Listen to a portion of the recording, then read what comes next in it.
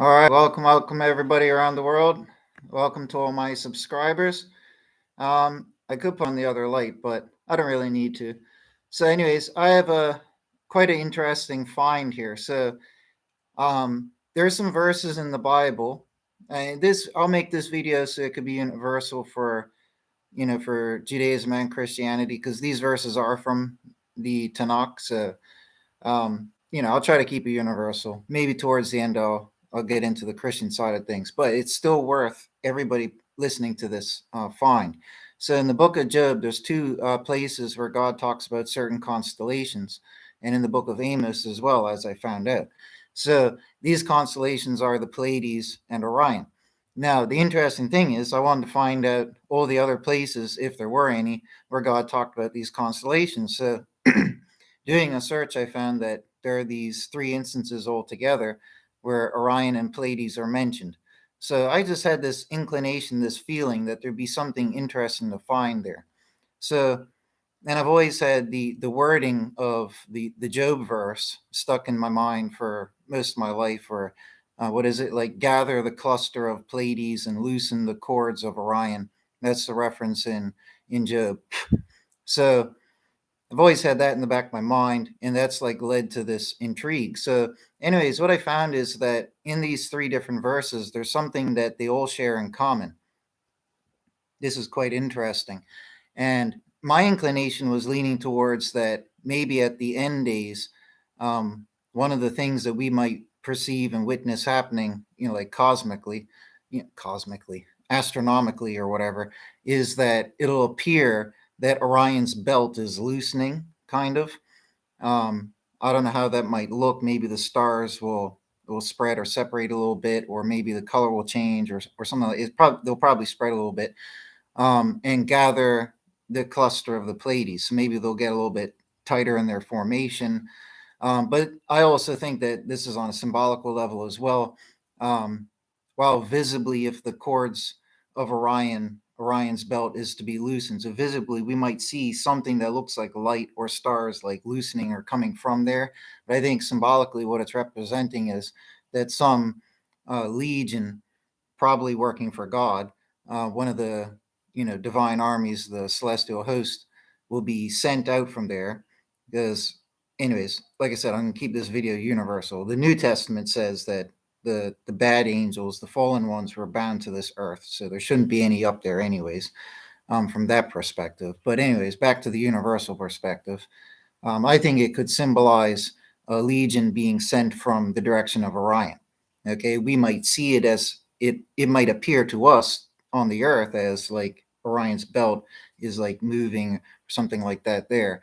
And gather the cluster of the Pleiades. Well, they might visibly get closer. I don't know, but I'm leaning towards, again, it's just symbolic, and maybe there's legion over there as well, or legions that God is going to unify, and they're going to come to the aid as well. And this is not something unprecedented in the Bible. And oh man, I always used to remember the verse number, but I think it's Kings 5:19 or something like that. Or no, Judges 5:19. Where God said, "Cursed be Meroz," because Meroz allegedly is a star, and the inhabitants of Meroz did not come to fight in this battle that God appointed. God asked them to come fight in this battle on the earth against the wicked kings on the earth, and they didn't. But other angels, other of the host, did, and it says that they fought from their highways in the heavens against the kings of the land on the land. I've always liked that verse since I was a little child, right? And welcome, folks, welcome. Um, I'll read your comment in a second later. Otherwise, I'll lose my train of thought, forget what I was saying. So I think it could be that he's gathering this group of forces from the Pleiades, and that he would be releasing a force from legions. I mean, from Orion. So this is pretty cool and interesting. The other interesting thing is that in UFO extraterrestrial lore, people from all different walks and backgrounds, all different belief systems and stuff, everybody pretty, and even atheistic type people who just, have either been witness to or participated in or just have their own theories on things, whatever, but all across the board, I mean, it seems to be that Orion and, Sirius, but Orion and Pleiades are allegedly where extraterrestrials are from. And allegedly, the ones from Pleiades are good and beneficial. There's a lot of lore, and I don't mean from New Age stuff. I mean from, like the side towards like military, actual whistleblower type stuff. There's that there. one of the one of the famous meetings allegedly back in like the 50s was with, I believe, Pleiadians, and they're generally friendly. And it was, anyways. So it's interesting we see that connection, right? And that's us in our modern culture. But in the Bible, God does talk about um, Orion and the Pleiades, and he does so in 3 places. So for me, that was a little interesting. I'm thinking there must be something here, right? So now go read these verses. I'll read them in a second. But I won't read the whole chapters out. I'll just read the key elements. But what you'll see is that he talks about end days type um, events in the verses, in the passages, where he's talking about Orion and Pleiades. Now, this, I would using logic, this can't be a coincidence. Like the only 3 times in the Bible where God mentions Orion and Pleiades, he happens to also talk about end days events like, I will make the earth and the heavens dark, I will make the earth shake, and I will send down hail down to the earth.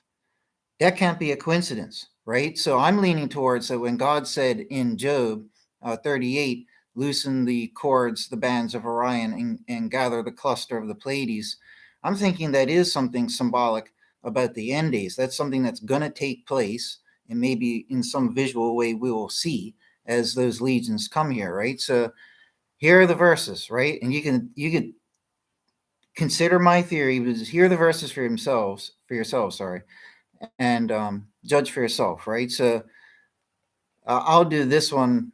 Job 38, I'll leave for last. So I'll do Job 9 first, right? So in Job 9, it says, making Osh, which I found out is one of the bear constellations. So either the bigger the Little Dipper, basically, to us. So making Osh, Kisil, which is Orion, Kima, which is Pleiades, and the inner chambers of the south. Now, that by itself sounds innocent, right? But if you look up just a few verses, it says in Job 9:6, who is shaking earth from its place, and its pillars move themselves, who is speaking to the sun, and it riseth not, and the stars he sealeth up, stretching out the heavens by himself. So what do we know from all the let me go turn on that light, sorry.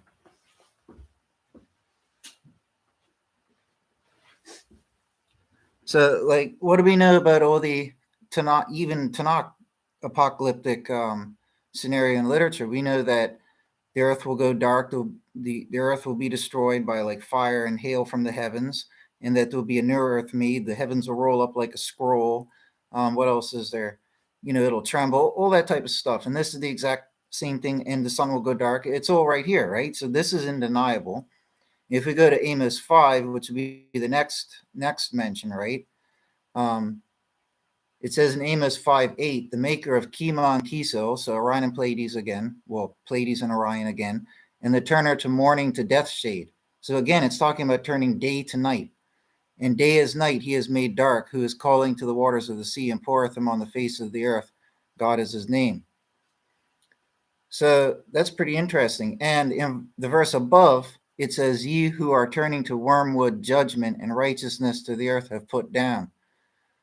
So that's pretty interesting. So that's undeniable. So both places there that talk about Pleiades and Orion are both talking about end days events. So my claim is legitimate. You know what I mean? It's a factual observation and it's undeniable. So we go to the third and the last instance where Pleiades and Orion are mentioned, which is Job 38. If we go to verse 31, it says, does thou bind sweet influences of Kima, that's gathering the cluster of Pleiades, or the attractions of Kisil does thou open, which is loosening the cords or bands of Orion. And then it says, does thou bring out Mazaroth, which is the constellations, in its season, and Aish, which is one of the bears, for her sons does thou comfort, one of the constellations, the great bear. Hast thou known the statutes of heaven, or does thou appoint its dominion in the earth? So now there's no direct end days references right there in those verses. However, if we scroll up Now this is where it's a little bit interesting as well. So this is, by the way, the famous, it'd almost be a crime not to read this part out, but this is a little bit irrelevant, but because it's such an important chapter anyways. It's in verse 4 where it says, "Where was thou when I founded earth? Declare if thou hast known understanding. Who placed its measures if thou knowest, or who has stretched out upon it a line? On what have its sockets been sunk, or who has cast its cornerstone? In the singing together of stars of morning, and all the sons of God shout for joy." That's a place where it references the celestial host, so that's interesting. So, anyways, if we scroll down, it says right here, around verse 11, verse 12, it says, "Hast thou commanded morning since thy days? Causeth thou the dawn to know its place? To take hold on the skirts of the earth, and the wicked are shaken out of it." Now, if you read that, it just sounds like a bunch of poetic, talk, and it just seems kind of meaningless. There's nothing deep to take from it. But I was going real deep here and considering stuff, and I thought to myself, well, hold on a second. It talks about taking hold of the skirts of the earth and shaking the wicked out of it. That type of thing only happens in the end of days, right? So I thought, okay, let me consider it. Maybe it's talking about the end of days in a symbolic sense. And then I thought, okay, it says, "Hast thou commanded morning since thy days?" That could be saying on a deep level, since the beginning has, because we're going to New Testament here real quick. Jesus talked a few times. There's a few places where he talks about the morning star, right? And it's always in reference to when he'll return in the end of days. So nobody understands fully what that means. It's very cryptic and mysterious, right? But there is that element of morning, right? Morning star is the first thing you see. It's the first source of light you see in the morning, right? And all that. It's the first star to rise and all that there. But we don't know the true reason why he said that. But we do have that basic element of it, which is morning coming at the end of days, right? So just going on that notion, it says, "Hast thou commanded morning since thy days? Causeth thou the dawn to know its place," right? And it says, "Till the morning star may dawn in your heart," in the New Testament, right? And it says, "To take hold on the skirts of the earth, and the wicked are shaken out of it." So yeah, it kind of fits, right? And then it says, "It turneth itself as a clay of a seal, and they station themselves as clothed." So it's very interesting. So if you picture this, they take hold of the skirts of the earth, right? So it's not that giant people are going to shake the planet, but just picture figuratively, people taking hold of the sides of the planet and shaking it, or this is just figurative, and the wicked fall out of it. And then it says, "It turneth itself as a clay of a seal." So it's talking about something that has grabbed the sides of the earth. So something, whatever it is, but then it starts turning like a clay of seal. And a clay of seal is like a little stamp, right? So something like that is going to be turning. And it brings in mind like the heavenly Jerusalem, which is going to come down according to the New Testament, right? But anyways, I don't know what it is. I'm just throwing ideas out there. But it's interesting is using these bizarre terms here, right? So whatever is taking hold of the earth and shaking the wicked out of it, presumably in the day of judgment, it says that it turneth itself as a clay of a seal. And they, who's the they? It says, "And they station themselves as clothed." Is that representing the forces that will arrive in certain uniforms or whatever it is? I don't know, right? But then it gets a little interesting. It says, "And withheld from the wicked is their light, and the arm lifted up is broken." So it's like this force, these clothed ones who arrive at this time when the earth is being shaken, they're of light, okay? But the wicked will not get to partake in their light. They'll be kept away from it. The wicked will lift up their arms, reaching out for it, but their arms will be broken, so to speak, right? So a little interesting, right? So it's not so meaningless when you look at it in that type of light, right? And then it says here in verse 17, just a few verses lower, it says, "Revealed to thee were the gates of death, and the gates of death shade dost thou see." And that's the same term here in Amos 5:8 that I read, where it says, "The maker of Kima and Kiso, and the turning to morning of death shade," right? So it's making it sound like when this time comes, it's like the morning of death shade. And in 38, or was it here? "And the gates of death shade dost thou see." And then if we scroll down a little bit more, it says in verse 22, so just a little bit lower down, "Yea, the treasures of hail dost thou see." that I have kept back for a time of distress, for a day of conflict and battle. So he's talking about keeping back the treasures of hail. Hail are the stones or the ice rock from comets or meteors or whatever that will come down, right, from the heavens, like he used against the Nephilim and the giants and so forth in the Bible. And like I said, will be used at the end days, right? The treasures of hail dost thou see, that I've kept back for a time of distress, for a day of conflict and battle. This is verse 23. The verse mentioning the constellations is in verse 31, right? And then just before verse 31, so verse 29 says, from whose belly came forth the ice and the hoarfrost of the heavens, who has begotten it? Now, it could just be talking about ice and snow and stuff on the earth, because it does talk about rain and this and that there. But it's interesting because comets are made of ice. Comets can be very destructive to planets. Comets can also break apart and rain down comet fragments upon the earth, and that would be hail, because hail is actually ice. So they would be rocks from the heavens, but it would be actually ice. Like, that is a legitimate scenario. It doesn't have to be an asteroid. It could be a comet that does this type of thing, right? So interesting, right? But in the next verse, it says, as a stone, waters are hidden, in the face of the deep is captured. Now, again, this could just be a meaningless verse talking about rock and water on the planet. Or it could be talking about a comet, because as a stone, waters are hidden. So it looks like a stone flying through space, but it's actually water. It's ice, right? And then it says, and the face of the deep is captured. Well, that could mean because that giant comet comes crashing down into the earth and hits into one of the oceans. So as a stone, waters are hidden, and the face of the deep is captured. And then it says, does thou bind the sweet influences of Kima, or the attractions of Kiesel does thou open? And it gets right into that verse. So there you go. Those three verses talk about hail, end days type events, some more so than others, but it's quite undeniable. And it's interesting to think about, with so many people talking about these cosmic beings, friendly ones coming to the earth, being beneficial to mankind, and they're from Orion, they're from Pleiades. Maybe there is some truth to this. Maybe they are some of the celestial hosts who have visited here, and maybe a few people have bumped into them or visited by them or whatnot. You know what I mean? Or military, government type interactions and stuff.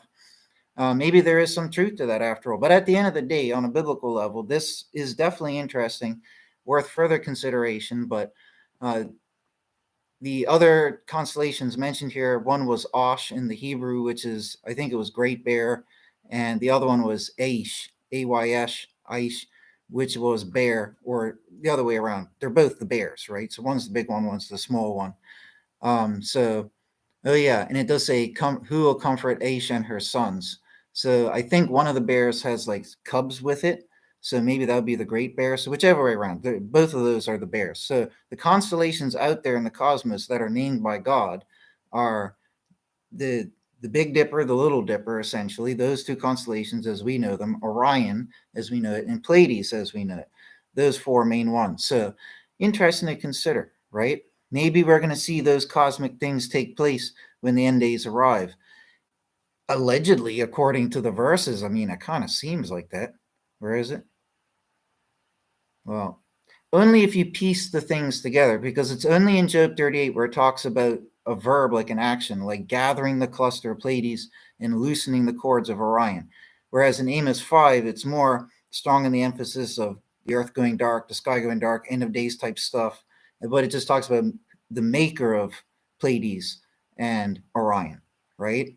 Unless the original Hebrew word there wasn't just the word maker, maybe it means something deeper. But it could just be that this one here talks more about end day stuff and doesn't reveal that much of a clue of Kima and Kessel. Job 38 talks a little bit less. It spreads out and dilutes a bit of the end day stuff, but it gives us the action verb, the action of what Kima and Kessel will do.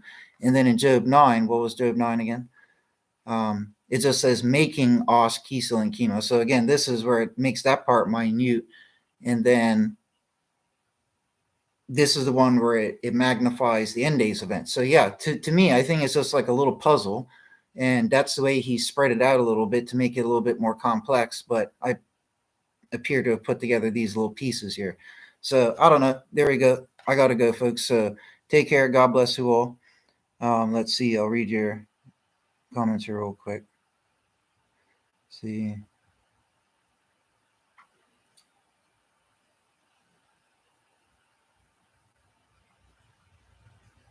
Yeah, there's a lot of interesting stuff in mythology and everything as well.